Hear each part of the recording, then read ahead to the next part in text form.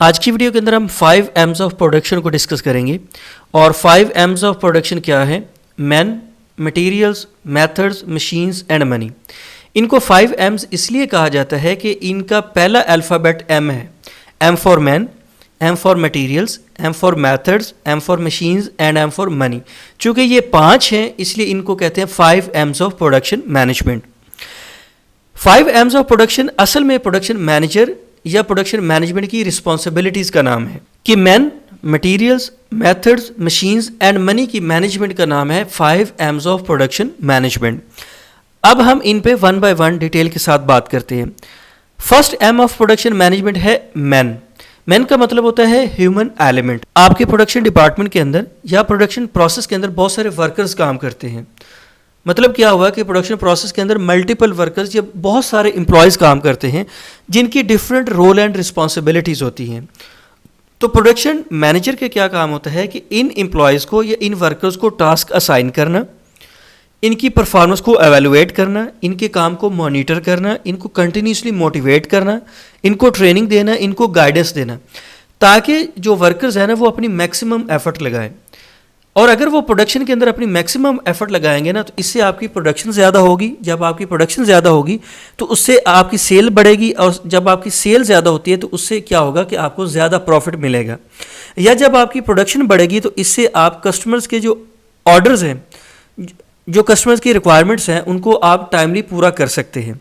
तो basically man के अंदर क्या होता है कि प्रोडक्शन मैनेजर का ये काम होता है कि जो प्रोडक्शन प्रोसेस के अंदर आपके जो ह्यूमन एलिमेंट है उसको मैनेज करना, इसको कहते हैं मैन। जो second M of production management है ना वो है मटेरियल।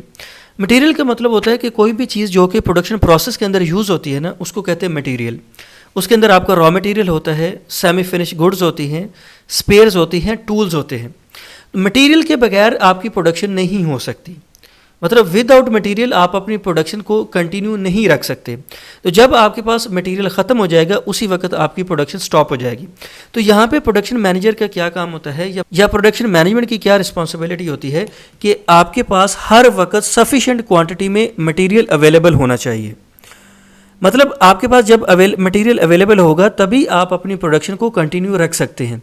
अगर मटेरियल ख़त्म हो गया तो आपकी प्रोडक्शन फ़ौरन से बंद हो जाएगी और जब आपकी प्रोडक्शन स्टॉप हो जाएगी तो इससे क्या होगा कि आपके जो ह्यूमन रिसोर्सेज हैं वो भी फारिग बैठे होंगे, उनके पास भी कोई काम नहीं होगा, प्लस आपके कस्टमर्स के ऑर्डर्स भी डिले होंगे, जिससे कंपनी की रेपुटेशन भी डिटीरियोरेट होगी। नेक्स्ट इसमें जो प्रोडक्शन मैनेजर का काम होता है ना वो मटेरियल के फ़्लो को कंट्रोल करना है। मटेरियल के फ़्लो को कंट्रोल करने का क्या मतलब है कि प्रोडक्शन प्रोसेस के अंदर मटेरियल का फ़्लो होता है एक मशीन से दूसरी मशीन तक या एक डिपार्टमेंट से दूसरे डिपार्टमेंट तक।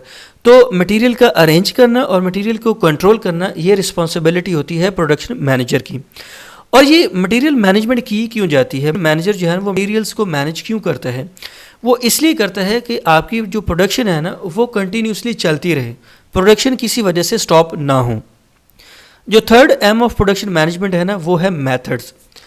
मेथड्स का मतलब ये होता है कि methods means standard way of doing various operations, कि वेरियस ऑपरेशंस या डिफरेंट काम को एग्जीक्यूट करने का जो स्टैंडर्ड तरीका होता है ना उसे कहते हैं मेथड्स। और मेथड्स के अंदर आपका प्रोसेस शामिल होता है, आपके प्लान्स होते हैं, प्रोसीजर्स होते हैं, इंस्ट्रक्शंस होती हैं। और प्रोसेस, प्लान्स, प्रोसीजर्स और इंस्ट्रक्शंस को यूज़ किया जाता है प्रोडक्शन के अंदर ताकि रॉ मटेरियल को कन्वर्ट किया जा सके फिनिश्ड गुड्स के अंदर।